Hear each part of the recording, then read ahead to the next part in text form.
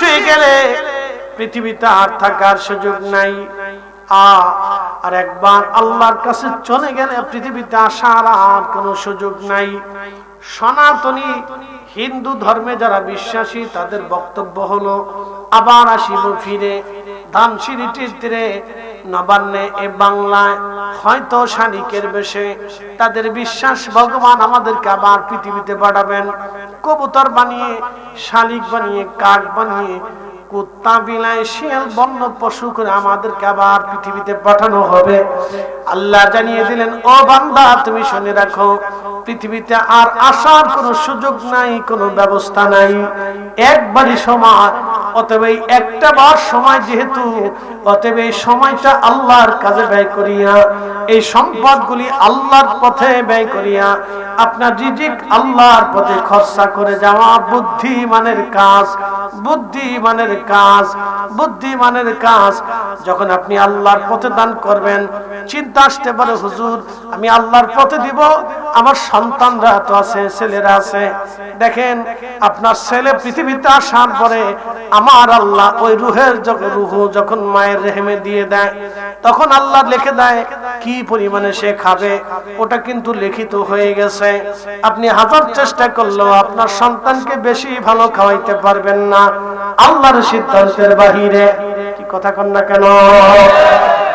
ধরেন, এই আমার দিকে তাকান, ধরেন আপনি সুদের কারবারি করে 100 কোটি টাকার মালিক হয়েছেন।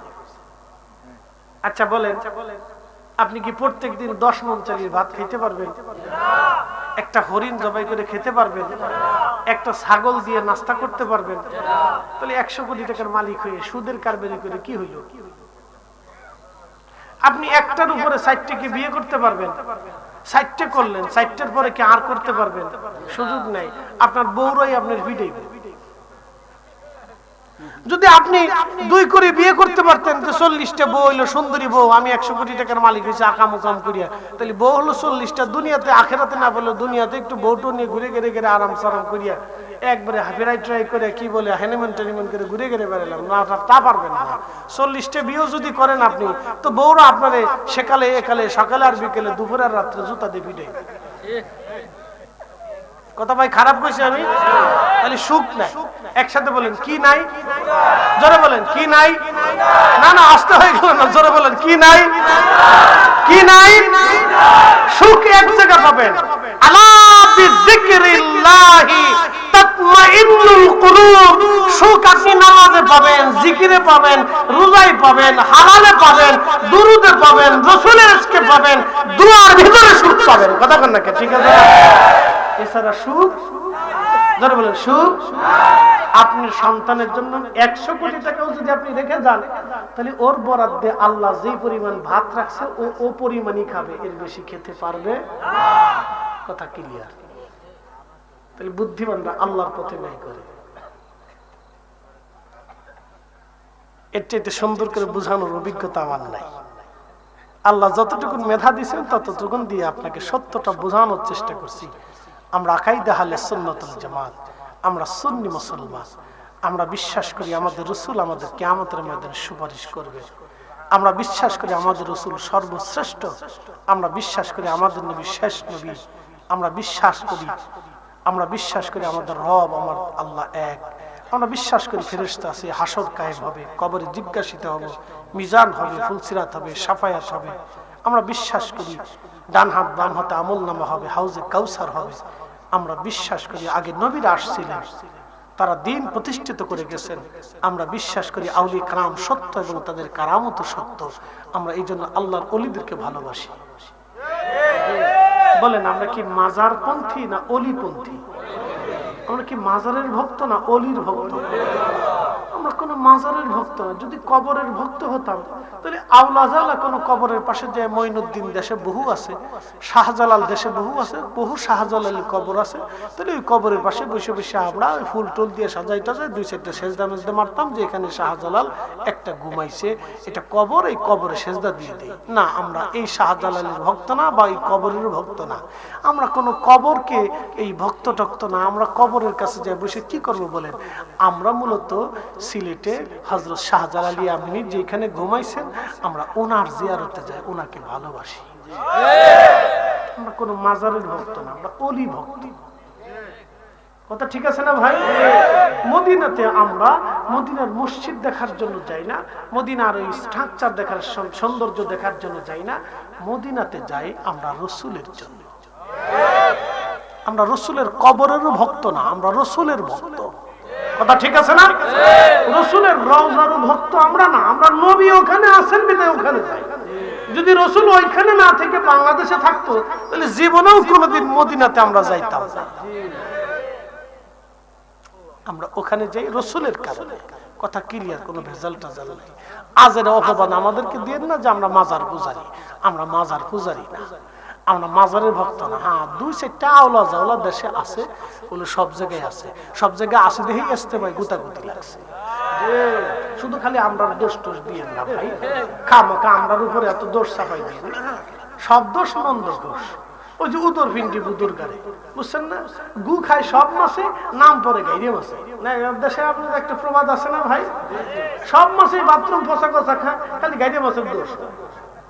বুঝতে পারছেন? দোষ ওই বেড়ারা। এত মানুষের সারা দেশে অকাম কুকাম করলো। কয়দিন আগে শুনলাম এক ইমাম সাহেব বলে এই মসজিদের ভিতরে কি হিল্লা বিয়ে করে আবার মসজিদে বলে সেই সহবাস করলো, আবার সেই 2 ঘন্টা পরে তালাক দিয়ে দিল। সিসি ওকে তো মসজিদ থেকে বঞ্চিত করা তো ভুল হয়েছে। ওরে ওই সময় ধৈর্য বাইন্ধে কায়দা মতো জুতা পেটা করার দরকার ছিল। কে কথা বল না কেন? মসজিদ কমিটি ভুল করছে তো, তাকে ওই সময় ধরে জুতা পেটা করার দরকার। সে মসজিদে জেনা করছে। মসজিদে কি করছে? জেনা করছে, জেনা করছে।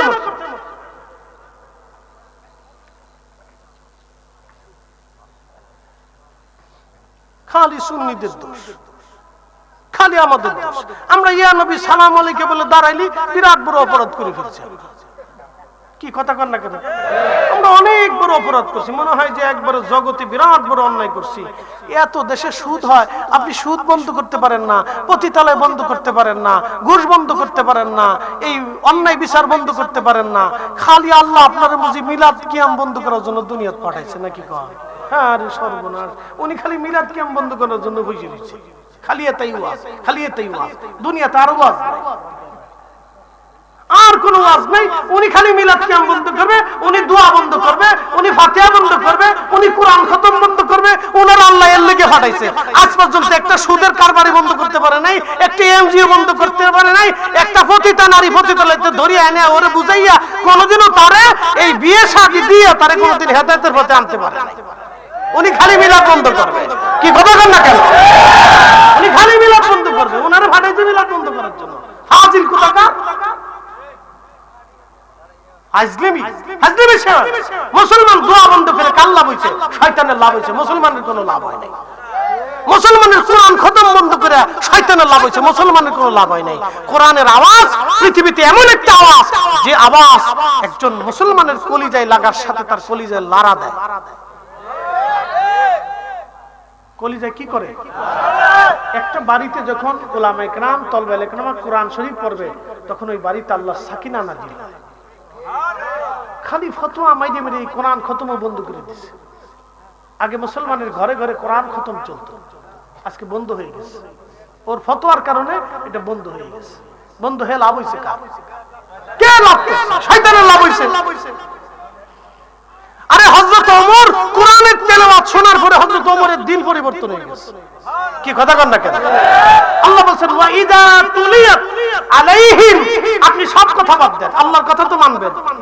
আল্লাহ বলেন ওয়া ইযা তুলিয়াত আলাইহিম আয়াতুহু যাদাতুহুম ঈমানা, যখন কোরআনের তেলাওয়াত শুরু হয়, কোরআন তেলাওয়াত কোন ঈমানদার শুনে, তখন ঈমানদারের ঈমান বাড়তে থাকে। একসাথে বলবেন আল্লাহু আকবার। তাহলে কোরআন খতম দরকার আছে কিনা? কোরআন তেলাওয়াত মুসলমানের ঘরে ঘরে প্রয়োজন আছে কিনা? খালি ফতোয়া ফতোয়া। আজকে সুদ বন্ধ হলো না, এনজিও বন্ধ হলো না, এটা বন্ধ হলো না, সেটা বন্ধ হলো না, খালি এটা বন্ধ করে। উনি এটাই বন্ধ করার জন্য মনে হয় আল্লাহ ওনারে পাঠাইছে। ফাজিল কোথাকার। আল্লাহ আমাদেরকে সঠিক সমঝ দান করুক, সকলে বলেন আমিন। প্রিয় উপস্থিতি, আমরা একদিন ফিরে যাব কার কাছে? আল্লাহর কাছে। বুদ্ধিমানরা আল্লাহর পথে দান করে। আমাদের মুহতারাম অতিথিবৃন্দরা আসছেন, তারা কথা বলবেন। এখন মসজিদের জন্য কাজ, 50,000 টাকা কে দিবেন?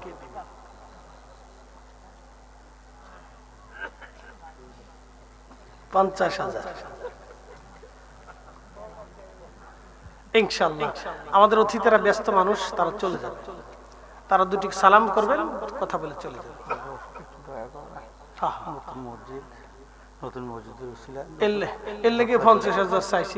নতুন মসজিদ আল্লাহ যাতে 50,000 টাকা একজন দেওয়া হয়, নাহলে আরো 1 লাখ চাবো নাকি? আরো 1 লাখ তো চাইলাম 1 লাখ, চাইলে তো আর সবাই দিবে, যার সামর্থ্য আছে যেরকম সে সেরকম দিবে। ইনশাআল্লাহ 50,000 এরকম আমি আবদার করলাম। আল্লাহ আমাদের সকলকে কবুল করুক, বলেন আমিন। একটা লোক উঠবেন না, আমাদের অতিথিরা চলে যাবে, কোনটা দোয়া চাবেন, এরপরে আমরা ইনশাআল্লাহ বাকিটা কথা বলবো। 50,000, 20,000, 30,000, 10,000, ভাই এই টাকা আপনি পৃথিবীর কাউরে দিচ্ছেন না, এটা আল্লাহকে দিচ্ছেন। কাকে দিচ্ছেন? আচ্ছা, আল্লাহর কি টাকার খুব অভাব পড়ছে? তো আপনার কাছে কেন চাইলো যে আপনি আল্লাহর ঘর থেকে সাজাবেন, ওখানে মুসলমানরা ইবাদত করবে, আপনি কবরে চলে যাবেন কিন্তু ইবাদত কবরে যাবে না। আমিও কবরে যাব কিন্তু মসজিদ কবরে যাবে না। আপনার এই 50,000 টাকা, 20,000 টাকা, 10,000 টাকা, একটা টাকাও নষ্ট হবে না, একটা টাকাও নষ্ট হবে না। কিছুটা হলে করতে পারবেন, কিন্তু 100% করেছিলেন হযরত ওমর, হযরত আবু বকর, হযরত উসমান, হযরত আলী, হযরত ইমাম হাসান, হযরত ওমর ইবনে আব্দুল আজিজ, একবার 100% করেছিলেন।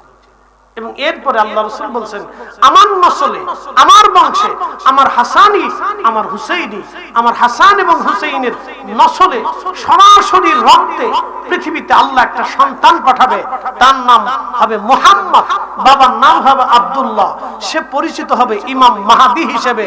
আমি যেইভাবে কালিমাতুল তাওহীদ, আমি যেইভাবে আল্লাহর দ্বীন জমিনে প্রতিষ্ঠিত করেছি, আমার মাহদী সেইভাবে জমিনে আল্লাহর দ্বীন প্রতিষ্ঠিত করবে। আমি যেইভাবে সারা অঞ্চলে ইসলামের হুকুমতকে, দ্বীনকে প্রতিষ্ঠিত করেছি, আমার মাহদী পৃথিবীর প্রত্যেকটা অঞ্চলে, মহল্লাতে, গ্রামে আল্লাহর দ্বীনকে প্রতিষ্ঠিত করবে। আরো জোরে বলে। সে পৃথিবীতে এমন ভাবে ন্যায় বিচার প্রতিষ্ঠিত করবে। এরপরে রাসূল বললেন, এমন ভাবে সে ন্যায় বিচার প্রতিষ্ঠিত করবে যে এমন ভাবে ন্যায় বিচার সারা পৃথিবীতে চলবে, আল্লাহ এত পরিমাণে ওই সময় বরকত দিবে যে একটা আনার একটা গ্রামের মানুষ খেয়ে শেষ করতে পারবে না, একটা গাভীর দুধ একটা কওমের মানুষ খেয়ে শেষ করতে পারবে না। এত পরিমাণে আল্লাহ বরকত দিবে শুধু ন্যায় বিচারের জন্য।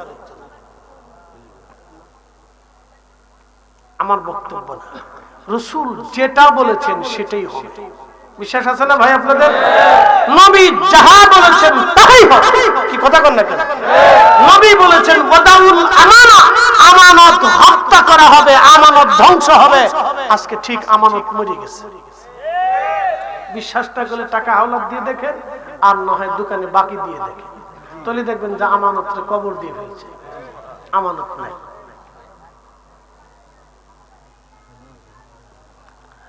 আমানত রহমতুল্লাহ নাই, ও চলে গেছে আল্লাহর কাছে, নাই।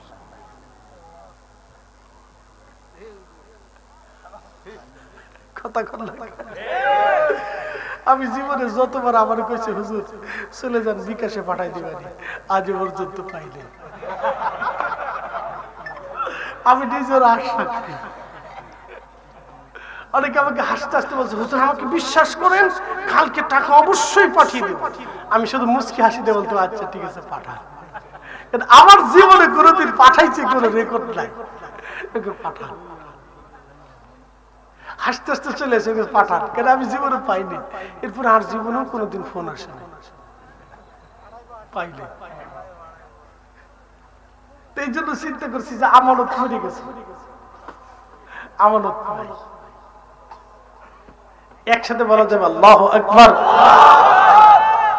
প্রিয় উপস্থিতি, অনেক কথা, অনেক ওয়াজ আপনাদেরকে শোনাইলাম। তাহলে আল্লাহর সিদ্ধান্তের বাইরে একটা দানা ভাত আমরা বেশি খেতে পারবো সুযোগ নেই, কোনো সুযোগ নেই। বুদ্ধিমানরা কখনো অবৈধভাবে সম্পদ রুজি করে না। ভাই যেটা পাবে ভাইকে বুঝিয়ে দিবে, বোন যতটুকুন পাবেন ওকে বুঝিয়ে দিবে। আপনার ভাতিজা ভাগনারা যা পাবে ওটা আপনি সমানভাবে বুঝিয়ে দিবে। তোমারটা তুমি নিয়ে যাও, তোমাদেরটা তোমরা নিয়ে যাও, সমানভাবে বুঝিয়ে দিয়ে বলবেন যাও, তুমি আল্লাহর সিদ্ধান্তে তুমি পাবা, তুমি নিয়ে যাও। এটা নিয়ে আমাকে ভেজাল বাড়ানো পারাপারি করার কিছু নেই। তুমি যেটা পাবা নিয়ে যাও, শেষ। তবে একটা দিক হবে, যদি আপনি হালাল রুজি করেন আপনার সন্তানদেরকে আল্লাহ মানুষ বানাবে। একসাথে বলবেন আল্লাহু আকবার। আপনার সন্তানদেরকে আল্লাহ কি বানাবে? মানুষ বানাবে। আর যদি হারাম করেন তাহলে সন্তান মানুষ হবে না, ও দেখতে মানুষ হবে কিন্তু ভিতরে জানোয়ার হবে। এই কথা বললে কেন? জোরে বলে। ও দেখতে মানুষ হবে কিন্তু ভিতরে জানোয়ার হবে, ও মানুষ হবে না। কারণ হারাম খাইয়া কোনো মানুষ তৈরি হয় না। তার কাজ নষ্ট হয়ে যায়, দিল মরে যায়, দিল মরে যায়, দিল মরে যায়। ও দিল থাকে না, ওটা মরে যায়। ও দেখতে মানুষ হবে কিন্তু ভিতরে মানুষ হবে না। আমি 100% পিওর মানুষ হবে না।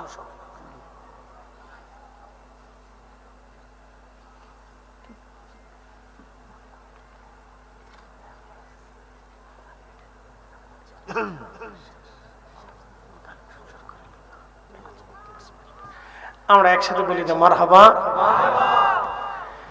প্রিয় উপস্থিতি, খুব মনোযোগ দিন। বলছিলাম আল্লাহ রাব্বুল আলামিনের রাসূল বলেন আমার উম্মতেরা চারটি জিনিস আল্লাহ ওই সময় লিখে দেয়। 1 নম্বর হায়াত, 2 নম্বর রিজিক, 3 নম্বর ইজ্জত, 4 নম্বর জান্নাতি হবে নাকি জাহান্নামী হবে আল্লাহ লিখে দেন। কতদিন পর্যন্ত আপনি বেঁচে থাকবেন ওই সময় আল্লাহ নির্ধারিত করে দেন। এই জন্য আল্লাহ বলে দিলেন ওমা তাদরি নাফসুম বিআইয়ি আরদিন তামুত। মানুষ কতদিন কোন জায়গা কোন অবস্থায় কিভাবে মারা যাবে কেউ জানে না, কেউ জানে না। কেউ কি জানে? আজ পর্যন্ত কেউ বলে দিতে পারছে? তবে নবীদের বিষয়টা স্বতন্ত্র, তারা আল্লাহ কর্তৃক নিয়ন্ত্রিত। নবীরা কে কর্তৃক নিয়ন্ত্রিত? সরাসরি আল্লাহ কর্তৃক নিয়ন্ত্রিত। তারা অনেক গায়েবের খবর বলে দিতে। একসাথে বলবেন আল্লাহু আকবার। আমার রাসূল যাহা যাহা ভবিষ্যৎবাণী করেছেন এটা আল্লাহর পক্ষ থেকে করেছেন। কথা ঠিক আছে না? আল্লাহর পক্ষ থেকে করেছেন, তো রাসূল যেটা বলেছেন সেটা হবেই। কথা বলে কেন হবে না? কি বিশ্বাস আসেনি? হবেনি? হবেনি? হবে। নবী যেটা বলেছেন সেটাই হবে। আল্লাহ রাসূল বলেছেন প্রকাশ্যে নারী পুরুষ জিনা করবে, ঠিক তাই হচ্ছে। যদি বিশ্বাস না করেন তাহলে পার্কে, বিনোদন কেন্দ্রে, সি বিচে, সমুদ্রতে চলে যাবেন। আর যদি আরো বিশ্বাস না করেন তাহলে কুমিল্লা স্টেডিয়াম মাঠে একটা কনসার্ট দিয়ে দেখবেন যে কত পুরুষ আর নারী বেহায়া। এই কথা বললো জোরে বলেন। যদি বিশ্বাস না করেন তাহলে কুমিল্লা স্টেডিয়ামে একটা কনসার্ট দিয়ে দেখেনি যে কত নারী পুরুষ বেহায়া। তাহলে আল্লাহর নবী যা বলছেন সেটা হবে না? একসাথে বলেন, কথা বলেন, হবে কিনা? হবে। প্রিয় উপস্থিতি, এই জন্য বলছিলাম যে 1 মিনিট, এই জন্য বলছিলাম যে আমাদের সবকিছু কার? জোরে বলেন আল্লাহ। এখানে আমরা 100 বছর বয়সের কেউ আছে বাবাজি? 100 বছরের কেউ আছে?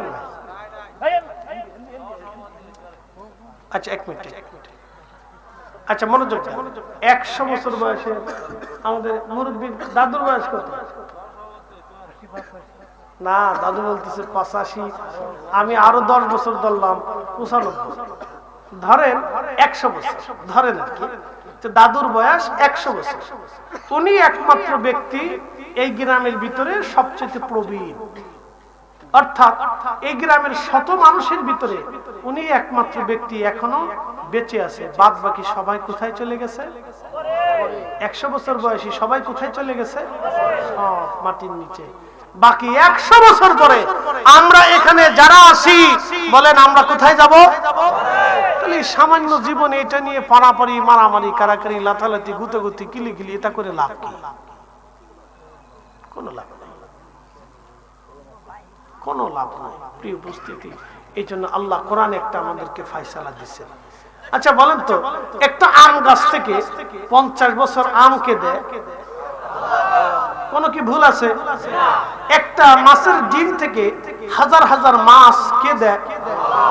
আপনাদের এই গোমতী নদী, পদ্মা নদী, যমুনা, ব্রহ্মপুত্র, এই যত নদী আছে সব নদীতে লক্ষ লক্ষ বছর ধরে, হাজার হাজার বছর ধরে এই মাছ আল্লাহ দিল।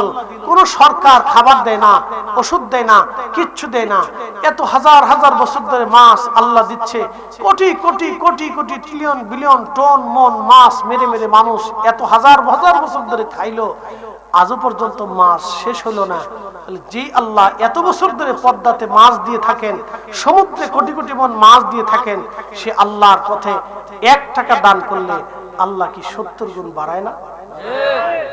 একই নাছে এই বেলায় গেলে সিরা টাকা, মসজিদে যত পচা টাকা, সিরা টাকা, অচল টাকা মসজিদের বাক্সে দিয়ে চলে আসে। এটা মনে করি বিরাট নেকি পাইছি। শয়তান হাসে আর কয় দিয়ে আমার সেই দোষীটা, শয়তান হাসে আর কয় দিয়ে আমার সেই বড় চিটার। সিরা টাকা পচা টাকা। একদিন আমার মুতল্লি বলতেছে, হুজুর একটু বলে দিয়ে যে পচা টাকা সিরা টাকা এগুলি অচল টাকা না দেয়, এটা মসজিদের বাক্সে দিয়ে আসে। আল্লাহর সাথে চালাকি করবেন না। আল্লাহ কোরআনের একটা আয়াতে বলছেন, কথা শেষ, খুব মনোযোগ দিয়ে, وَأَنفِقُوا مِمَّا رَزَقْنَاكُم مِّن قَبْلِ أَن يَأْتِيَ أَحَدَكُمُ الْمَوْتُ।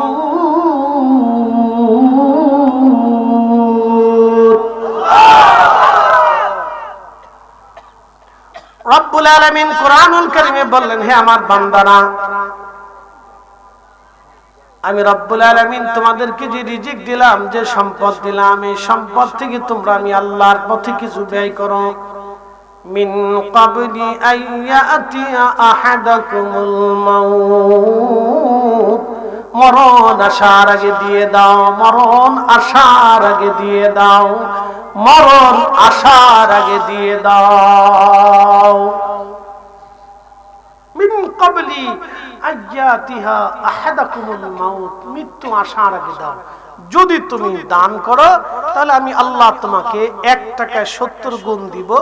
যদি তুমি দান করো, অ্যাক্সিডেন্ট, দুর্ঘটনা, বালা, অপমৃত্যু, এগুলি থেকে আমি আল্লাহ তোমাকে নিরাপত্তা দিব। যদি দান করো তোমার রিজিককে আমি আল্লাহ বাড়িয়ে দিব।